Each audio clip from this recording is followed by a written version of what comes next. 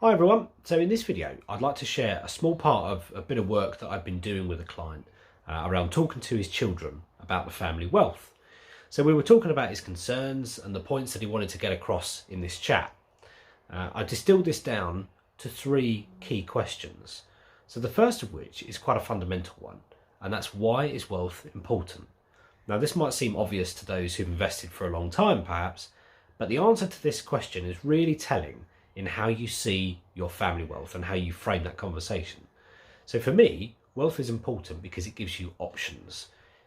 In one of my previous videos, I talk about everyone having basically two assets in their life, money and time. Now, if you don't have much money, you have to sacrifice your time to get more. But if you've got lots of money, then sometimes you can have freedom over how you spend your time. We only get one life, and of course we don't know how long we've got. So this is really important. The next question was a biggie, and that's how do I avoid losing it? So a bit more tricky to answer. Firstly, your choice of advisors. So I'd suggest having a small but trusted circle of key advisors. Experience tells me that too many hands in the pot can sometimes cause confusion and errors, sometimes expensive ones. Secondly, big bets. So having some capital at risk is of course all a part of investing and is totally normal.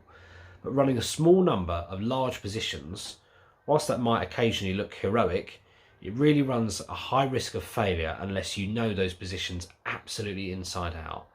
The old adage of don't bet the farm is a really useful one here.